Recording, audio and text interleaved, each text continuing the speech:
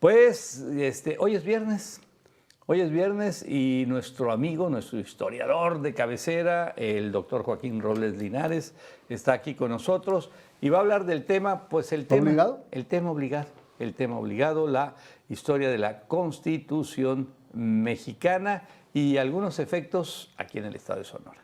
Joaquín, muy buenas noches. Muy bueno, espero que estén todos muy bien y Traemos problemas ahí se congeló la señal de Joaquín. Joaquín, no nos vamos a despegar de aquí, vamos a volver a hacer el enlace para recuperar tu señal y recuperar tu imagen ahí, porque tenemos problemitas ahí con el internet seguramente. Así que en segundos ahí están ya otra vez llamándote. Es la historia de la Constitución mexicana, que bueno, el próximo lunes 5 de febrero se celebra un aniversario más. Joaquín, ya estamos listos. bueno, pues otra vez, muchas gracias por recibirnos. Y sí, efectivamente, estamos en las vísperas, precisamente, de conmemorar un año más de la Constitución. Una Constitución que tiene larga vigencia, pero además que tiene una profunda historia en Hermosillo y en Sonora. Les explico por qué. Al momento del asesinato de Madero, que Carranza rompe con el gobierno de Huerta, al tiempo Carranza se viene y se aloja a Sonora. Y en septiembre de 1913, ya con nosotros, Carranza da un discurso en el Salón de Cabildos del antiguo ayuntamiento, que estaba dentro de lo que es hoy Palacio de Gobierno, y ahí esboza por primera vez la idea de hacer una nueva constitución y plasmar los ideales y la lucha precisamente de la revolución que se había desatado y que él estaba encabezando. Hay un detalle que también vale la pena destacar. Hay que recordar que ellos, en este caso Carranza y los que lo siguen, se denominaban constitucionalistas, pero estamos previo a la del 17, porque ellos alegaban que se había quebrantado la Constitución del 57 y Huerta había asumido la presidencia de una forma atroz, pero además había roto cualquier orden constitucional. Y espurio, totalmente espurio. Entonces, esa idea de constitucionalistas y de constitución la fue madurando Venustiano Carranza después de muchos eventos. Vendrá después del triunfo de los constitucionalistas, cuando sacan a Huerta, que ellos llegan y toman el control del país, y en un periodo preconstitucional es nombrado Carranza como jefe de aquella revolución y de aquel movimiento. Él convocará a una nueva constitución. Habían fracasado algunos intentos, entre ellos la convención, en fin. Después de la lucha de facciones, aquella lucha que se da entre los convencionistas, que lo encabezaba Villa, y los constitucionalistas, que encabezaba Obregón y que Carranza era el jefe, a fin de cuentas, después de esta lucha y de el arribo a nuevos momentos de la historia política nacional, Carranza convoca una nueva constitución para que empezaran las discusiones en diciembre de 1916 y terminaran a finales de enero del 17. 2 meses nomás. ¿Por qué? Porque él pensaba que si lo dejaba largo, iban a empantanar ahí en las discusiones y en las alegatas. Hay un detalle interesante también, es por qué escogió Querétaro. Porque podía haber sido en otra parte o incluso en la República, porque Carranza era un profundo conocedor de la historia y sabía el simbolismo que había en Querétaro con el fusilamiento de Maximiliano, toda la importancia que había tenido en la historia patriótica nacional. Era un lugar de difícil ataque, entonces cualquier peligro que hubiese con algunos que estaban en contra de Carranza, ahí defenderse y no tener ninguna complicación. Por eso escoge Querétaro. Ahí en Querétaro se conforman los grupos y vienen detalles interesantes porque los sonorenses tendrán una participación activa en la conformación precisamente de la Constitución. 4 diputados sonorenses son elegidos para ir y representar a Sonora. Luis G. Monzón, Flavio Borges,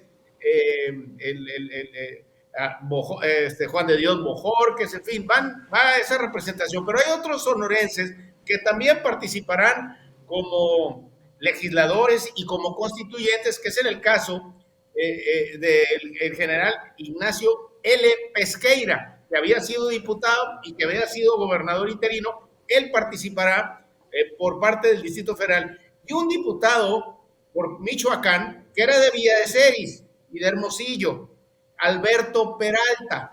Sí. Él irá y será constituyente y era sonorense, nada más que lo hará por el estado de Michoacán. Hay una cosa interesante, evidentemente, mucha gente sabrá o se imaginará que la mayoría de los que participaron eran abogados. Después le seguían los médicos y los ingenieros, 20 y 20, pero había 9 periodistas, así como ustedes, que participaron en la elaboración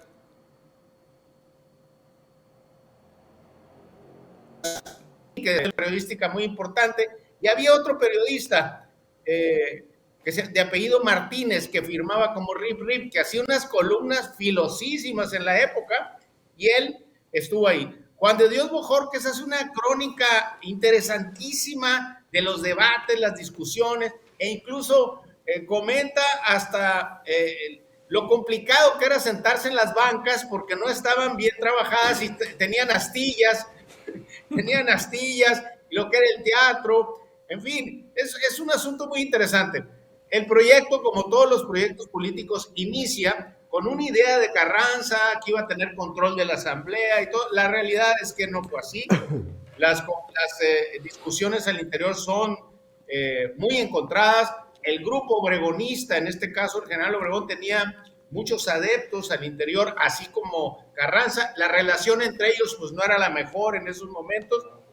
Sin embargo, se van discutiendo y va conformándose la Constitución hasta que se promulga el 5 de febrero de 1917.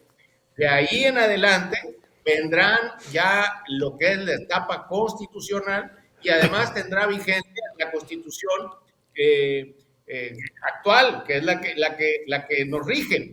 La base de esta Constitución fue la del 57, que era la Constitución liberal. Pero esa Constitución liberal, ellos la veían ya desfasada. Además, había sido violada innumerables veces en el caso del régimen de Díaz, pero también porque no contemplaba cuestiones como el petróleo o bienes nacionales, o tenía una visión un poco distinta, pero a fin de cuentas, una parte muy importante de esa Constitución quedará plasmada en la Constitución del 17. Estos personajes, esta Constitución, realmente es quizá el documento o el logro más importante de aquella revolución, ya plasmado en papel, que después será gobierno. No, y tiene una evolución muy interesante, pues desde lo que propuso Morelos, ¿te acuerdas? En donde incluso ponía la religión católica como la religión sería obligatoria y que era la única autorizada. Sí, porque fíjate que hace un énfasis en la separación iglesia-estado, e incluso cuando se promulga, los ministros de culto, en este caso la Iglesia Católica, se inconformaron y durante mucho tiempo amenazaban con excomulgar a todos aquellos funcionarios que la juraran. Entonces sí provocó conflictos. Obviamente esto se desatará ya de forma más crítica en la época de Plutarco Elías Calles, pero sí, la Constitución de 1917 sí tuvo aspectos que provocaron conflictos y provocaron roces, y además también que el mismo gobierno atenuara ciertas cosas de la Constitución.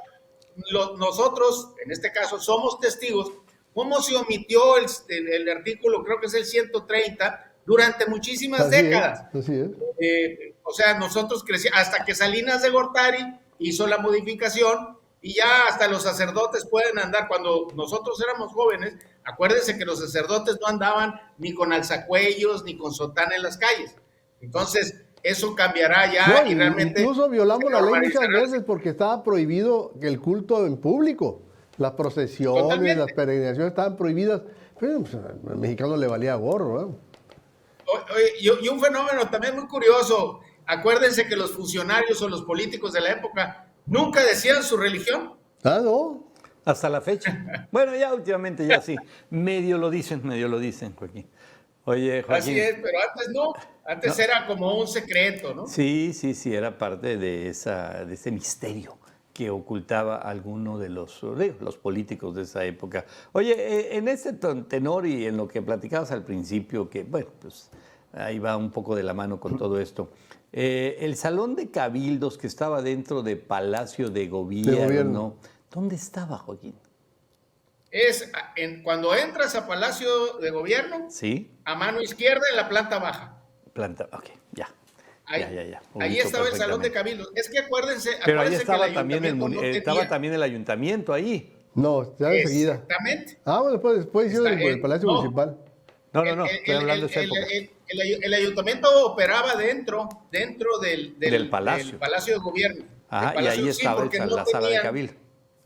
Y Era después la yo sala creo de que cabildos. ¿Para cuándo se va entonces? ¿Cuándo construyen el Palacio Municipal? ¿En los 50? En los 40 En del los siglo 40. XX. Sí, en los 40 del siglo XX, Y que ahí es cuando queda, lo construyen. adentro queda la sala de cabildo, pero también estaba el Congreso adentro También estaba el Congreso, estaba la sala de cabildos y estaba el Ejecutivo, y además había otras oficinas, una biblioteca, en fin, había muchas cosas. Oye, y la Todo dentro tesorería, de un y la edificio. tesorería, ahí pagabas.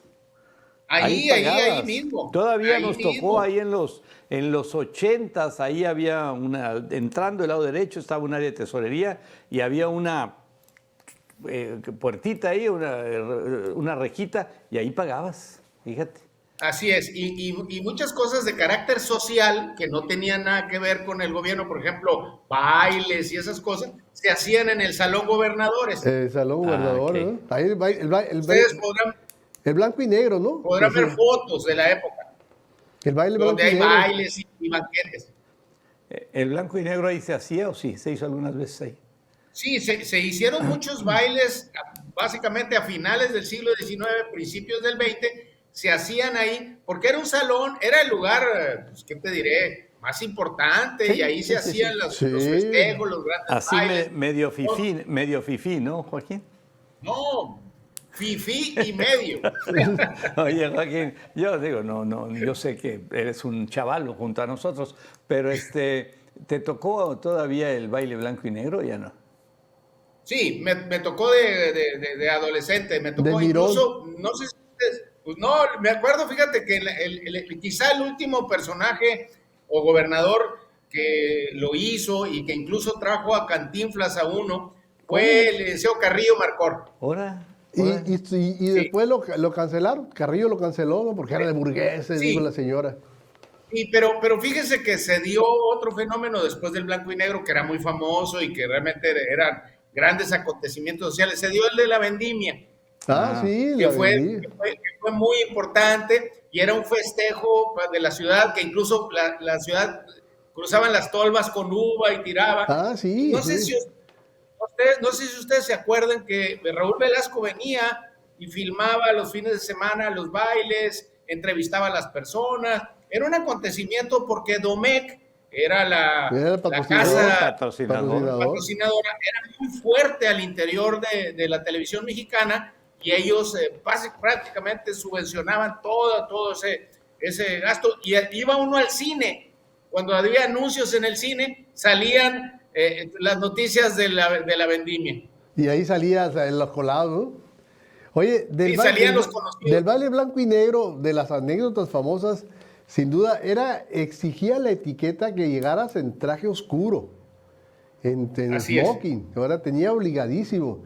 Pero llegaba el doctor Sotelo a crear desorden. Para empezar, llegaba en motocicleta. Sí, Así es. Con un traje azul fosforescente o rojo no. fosforescente. O camisa, Y como con- lo que le decíamos, psicodélicas. Y con Sí. una capa. No, de smoking. Era smoking, pero era un smoking rojo, fosforescente. No, hombre, qué barbaridad. Y con una capa. Ah, caray. Y así llegaba al baile blanco y negro del doctor Sotelo. Órale. Y nadie le decía nada porque era el personaje que ya lo conocía todo el mundo. No, y rector de la Universidad de Sonora, un médico muy prestigiado. Además, venía, a ese tipo de acontecimientos venían de otros estados. Claro. Venían personalidades de otros estados. Era un asunto muy de que se le daba mucha seriedad en la época. Oye, Joaquín, próximo lunes 5 de febrero, un aniversario más de la Constitución. Y nada más así, por último, ¿qué personaje o qué fue lo más importante de Sonora en esa Constitución? Fíjate que Sonora tuvo una participación importantísima. El caso del grupo o el eje obregonista impulsó muchas de las leyes, entre ellos el tercero constitucional, la educación gratuita, laica, en fin. Entonces, pero quizá valdría la pena, yo recomiendo muchísimo que se acerquen a la obra de Juan de Dios Bojórquez como un gran cronista y se van a enterar incluso de detalles hasta chuscos, cosas de color, cómo salían los diputados a comer tacos a las carretas, o sea, claro. Vale la pena acercarse, además de que vuelvo a decir de Juan de Dios Bojórquez, el gran cronista del siglo, de finales del 19 y principios del 20 de Hermosillo, y además gran escritor. ¿Ya no salen los diputados a comer tacos? No, hombre, que van a salir tacos. No saben lo que es tacos. En un año se les olvida lo que es tacos. ¿Qué es taco? Dice que es taco. ¿De caviar? ¿De caviar tacos acaso? Joaquín, muchísimas gracias, como siempre, como todos los viernes. El doctor Joaquín Robles Linares, nuestro amigo, nuestro historiador, con este tema a hoy día de la Constitución mexicana, que próximo lunes se celebra un aniversario más. Joaquín, buenas noches, gracias. Buenas noches, muchas gracias, un saludo a todos. Muy bien.